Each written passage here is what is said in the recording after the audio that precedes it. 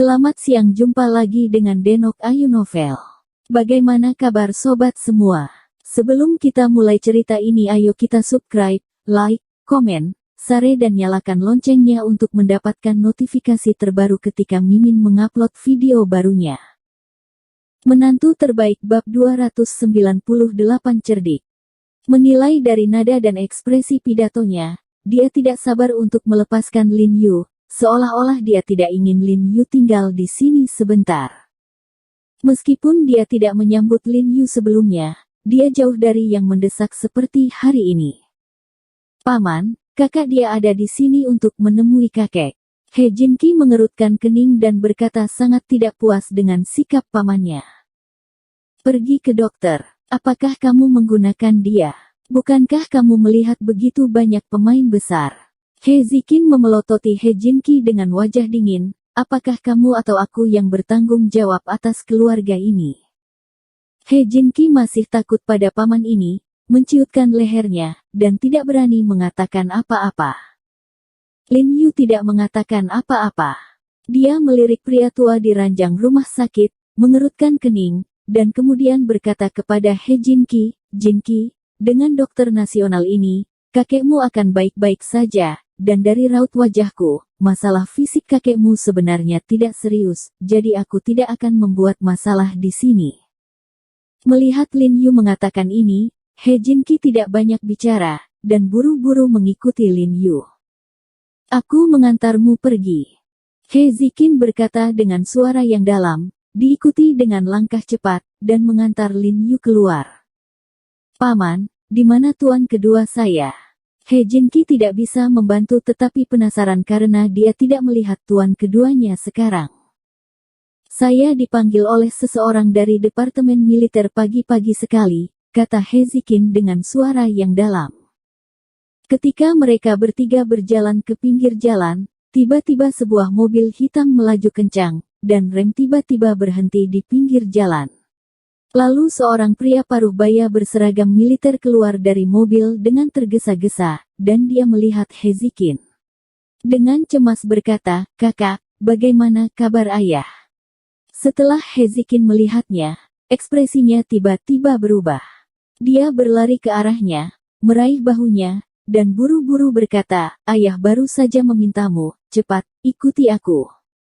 Pria berseragam itu buru-buru mengikuti He Ziqin ke kamar tanpa memperhatikan semuanya, dia bahkan tidak memperhatikan Lin Yu dan He Jinqi di samping. 2. Sebelum He Jinqi bisa menyelesaikan panggilan, pria berseragam itu sudah melarikan diri. "Kakak kedua, itu adalah majikan keduaku sekarang." He Jinqi membusungkan dadanya dan berkata dengan bangga, "Bagaimana, bukankah dia orang yang sangat kuat?" Memang, meski tindakan He Zizen dari turun dari mobil hingga berangkat barusan adalah hal biasa, namun mereka memang berbeda dari orang biasa. Setiap kali dia mengangkat kaki dan melambaikan tangannya, itu sudah tepat. Tidak ada jejak berlumpur, seperti jarum detik yang tepat. Berjalan persis, orang yang telah mengalami karir militer yang panjang. Karena dia bergerak terlalu cepat dan He Ziqin dengan sengaja memblokirnya, Lin Yu tidak melihat wajahnya dengan jelas, tetapi melihat wajah profil yang ditentukan, yang sangat berbeda dari penampilan damai di foto. Menilai dari tindakan He Ziqin yang menghalangi pandangan He Zizen barusan, Lin Yu akhirnya tahu mengapa He Ziqin sangat ingin melepaskan dirinya, karena dia tidak ingin membiarkan dia bertemu He Zizen sama sekali. Tampaknya He Zizen bahkan tidak tahu keberadaannya sendiri. "Melihat ke belakang, saya akan memperkenalkan tuan kedua saya kepada Anda, kan?" He Jinqi dengan penuh semangat berkata, "Karena anggota keluarga takut dia terganggu, mereka belum memberitahu dia tentang Anda." Kata-kata He Jinqi semakin menegaskan pikiran Lin Yu. "Tidak perlu." Lin Yu menggelengkan kepalanya dan tersenyum. Keluarga He tidak mau mengakui bahwa dia adalah keturunan dari keluarga He. Mengapa dia berkenalan dengan He Zizen? Setelah Lin Yu keluar dari keluarga He, Shen Yuxuan tiba-tiba memanggilnya dan berkata dengan penuh semangat, "Jiarong, saya katakan sebelumnya bahwa kumpulan batu kasar yang Anda pilih memiliki sepotong hijau kaisar teratas. Apakah Anda ingat? Ingat, ada apa? Lin Yu tersenyum. Bisakah dia mengingat primitif yang dia pilih secara pribadi? Terakhir kali untuk pembukaan Jingcheng Heji, dia secara khusus membeli sejumlah besar batu kasar berkualitas tinggi dari Makun, termasuk sepotong hijau kaisar yang luar biasa. Lao Duan telah mengukirnya. Sen Yuxuan berkata dengan antusias, jika kamu punya waktu, datang dan lihatlah. Lin Yu langsung tertarik mendengarnya. Dia ingin melihat level God Craftsman itu, jadi dia langsung naik taksi ke bengkel pengolahan Heji Jade. Bengkel pemrosesan Heji terletak di persimpangan daerah perkotaan lama dan baru. Semuanya terbuat dari rumah papan material. Butuh waktu lama bagi Sen Yuxuan untuk menemukan tempat seperti itu. Yang satu luas, area bengkelnya besar, dan yang lainnya aman. Di sebelahnya adalah Biro Keamanan Umum. Jiarong, kamu di sini. Setelah melihat Lin Yu, Sen Yuxuan buru-buru menyapanya dan membawanya masuk. Lin Yu melihat bahwa bengkel itu dipenuhi dengan batu kasar dan bahan limbah lainnya. Ada beberapa pria tegap merokok. Sen Yuxuan jelas disewa untuk mengunjungi panti jompo. Sen Yuxuan membawa Lin Yu langsung ke dalam kantor di dalam. Duan Lao sedang melihat sepotong batu dengan kacamata baca saat ini. Setelah melihat Lin Yu, dia buru-buru melepas kacamatanya dan berkata dengan antusias, kamu di sini. Lao Duan, panggil saja aku Jiarong. Lin Yu tersenyum dan bertanya dengan prihatin, bagaimana kabar cucu kecilmu? Jauh lebih baik, terima kasih, aku harus pergi ke tempatmu dan minum beberapa obat lagi ketika aku melihat ke belakang. Dalam hal ini, rasa terima kasih Duan Fengnian bahkan lebih besar. Jiarong, ayo, lihat mahakarya Duan Lao. Pada saat ini, Sen Yuxuan telah mengeluarkan guanyin yang diukir oleh Duan Fengnian, dengan hati-hati membungkusnya dengan kain sutra dan menyerahkannya kepada Lin Yu. Lin Yu buru-buru mengambilnya, dan melihat bahwa guanyin tidak besar, setengah ukuran telapak tangannya, tetapi seluruh tubuhnya berwarna hijau, cerah dan ramping, tubuhnya bulat dan ramping, dan matanya setengah terbuka dan setengah tertutup. Itu seperti hidup, sungguh menakjubkan. Lao Duan, kamu benar-benar seorang pengrajin supernatural. Lin Yu terlihat semakin merasa bahwa guanyin ini sepertinya masih hidup, dan hatinya terkejut. Tuan He kewalahan. Faktanya, lebih tepat menyimpan giok yang bagus sebagai jamuan makan dan kartu yang tidak bersalah, kata Duan Fengnian sambil tersenyum. Memang, seperti warna hijau kekaisaran tingkat atas ini, cara yang paling hemat biaya adalah dengan membuat wajah cincin atau kartu yang tidak palsu, yang dapat meminimalkan hilangnya material seminimal mungkin. Meskipun guanyin ini diukir, ada terlalu banyak kehilangan materi dan kehilangan cahaya. Bahannya cukup untuk membuat beberapa miring kecil seharga ratusan ribu bahkan jutaan. Dia tidak mengerti mengapa Sen Yuxuan, sebagai seorang pengusaha, akan membuat pilihan ini. Tidak, kami hanya ingin mengukir jade guanyin. Sen Yuxuan menghampiri dan mengaitkan leher Lin Yu, berkata, sekarang kami Heji Feng Yuanxiang baru saja datang ke Beijing, kami tidak bisa membuka pasar sama sekali. Jika kami ingin segera terkenal, kita harus meletakkan beberapa bahan yang kejam agar orang-orang di ibu kota memahami kekuatan kita. Meskipun guanyin hijau kaisar ini memiliki banyak kerusakan, tetapi pengerjaan dan kehalusannya adalah kelas 1, dan kita pasti akan mengambil harta karun toko kota Feng Yuanxiang kita di masa depan. Berbicara, dia mengeluarkan ponselnya, memunculkan berita dan menyerahkannya kepada Lin Yu. Lin Yu melihat dan melihat tajuk berita yang mengatakan, pameran perhiasan Beijing ke-9, dan bertanya-tanya, ini. Tahukah kamu, Beijing menggelar pameran perhiasan berskala besar setiap tahun. Para perajin perhiasan yang berpartisipasi mencakup seluruh China.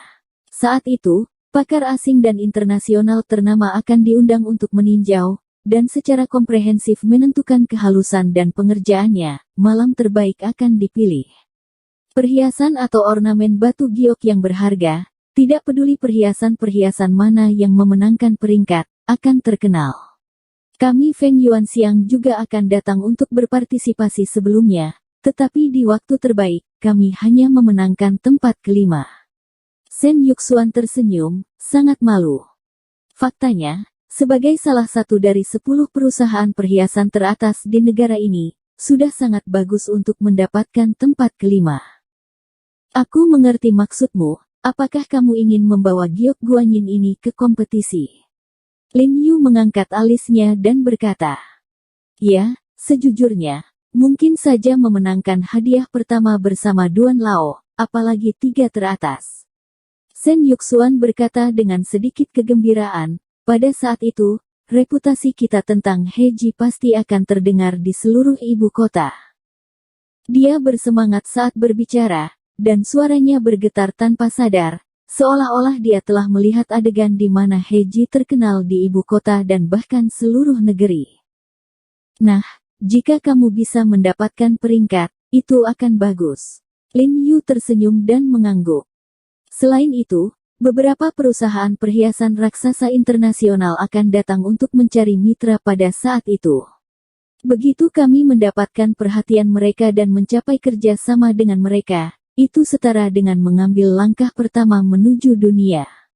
Shen Yuxuan bersemangat kata. Duan Fengnian juga kewalahan dengan apa yang dikatakan Shen Yuxuan. Dia memakai kacamata baca dan berkata dengan gemetar, atau, bagaimana kalau saya memperbaikinya? Jangan khawatir tentang Duan Lao, ini bagus, tapi sudah terlambat. Lin Yu tersenyum dan mengambil Guanyin ini dan melihatnya, dan menemukan bahwa ukiran itu tepat pada tingkat ini, memberi orang perasaan yang benar-benar alami. Pada saat itu, saya akan menambahkan beberapa ornamen giok halus lainnya, dan pergi ke kompetisi bersama, dan berusaha untuk membuat kita menjadi hit. Kata Shen Yuxuan dengan bangga. Lin Yu tersenyum dan mengangguk, lalu berjalan berkeliling di bengkel. Bagaimanapun, ini adalah pertama kalinya dia di sini, jadi dia pasti ingin tahu. Di akhir bengkel terdapat ruang pengolahan kecil, di luar banyak batu kasar yang dipotong dan sisa-sisa potongan. Di dalamnya banyak terdapat ubin giok yang baru saja dipotong, belum juga dipoles. Kenapa kamu telah memproses begitu banyak ubin giok? Apakah akan dijual sebentar lagi? Lin Yu bertanya dengan rasa ingin tahu. Ini tidak untuk dijual, ini dipesan oleh pelanggan. Shen Yuxuan berkata sambil tersenyum, saya memesan lebih dari 200 yuan sekaligus. Lebih dari 200 yuan. Lin Yu sedikit terkejut setelah mendengar ini, bahkan di toko perhiasan giok, tidak mungkin membeli begitu banyak merek batu giok sekaligus. Sudahkah kamu membayar? Lin Yu bertanya dengan santai, lalu berjalan ke ruang pemrosesan. Anda membayar setengah, dan Anda akan membayar setengah lainnya ketika Anda mendapatkan barang, kata Shen Yuxuan acuh tak acuh. Melihat gambar di atas meja, Lin Yu dengan cepat berjalan dan mengambilnya. Melihat beberapa simbol aneh tercetak di atas kertas, dia bertanya-tanya, apa ini? Saya tidak tahu, orang itu membiarkannya terukir di piring batu giok. Shen Yuxuan menggelengkan kepalanya, Lin Yu tidak mengenali simbol hantu di atasnya, jadi dia berbalik, dan dia secara alami tidak mengenalinya. Lin Yu menatap rune pada gambar itu dengan hati-hati. Dia merasa sangat akrab, tetapi dia tidak dapat mengingat di mana dia melihatnya. Bisakah saya mendapatkan salinan gambar ini? Lin Yu bertanya. Tentu saja, ambillah, ambil apapun yang kamu mau, kamu bisa memainkannya di komputer kapan saja. Shen Yuxuan berkata dengan acuh tak acuh, tapi anak itu memberitahuku sebelum memesan, jangan biarkan aku lulus gambarnya. Tapi kamu bosnya, bagaimana kamu ingin menggunakannya? Mengambil. Jangan biarkan kamu menyebar. Lin Yu mengerutkan kening dan melirik gambar itu, lalu dengan hati-hati menerimanya di sakunya. Setelah Lin Yu kembali dan belajar sepanjang malam, dia tidak mengerti apa arti simbol pada gambar itu. Dia tidak bisa menahan tawa pada dirinya sendiri, berpikir bahwa dia benar-benar menganggur, dan dia bertanggung jawab atas apa yang dia ukir. Hei, aku tidak bisa tidur lagi, aku akan ke rumah jika aku tidak tidur. Jiang Yan berteriak dengan marah ketika dia melihat Lin Yu memegang sobekan kertas dan menonton tanpa henti. Jika Lin Yu tidak memintanya untuk datang ke sini, dia tidak akan datang, dan ketika dia datang, dia akan berani meninggalkan dirinya sendiri. Sudah selesai, sudah selesai. Lin Yu buru-buru menyingkirkan gambar-gambar itu, lalu segera melepas pakaiannya, karena kegembiraan, kerahnya tergantung di telinganya.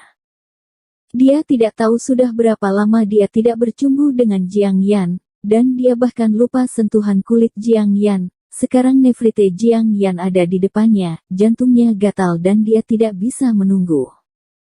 Siapa yang tahu bahwa dia baru saja melepas pakaiannya dan akan menerkam Jiang Yan, tetapi telepon berdering sebelum waktunya, dan terkejut ketika dia melihat nama Lin Yu di teleponnya. Mengapa rubah tua ini menelepon dirinya sendiri?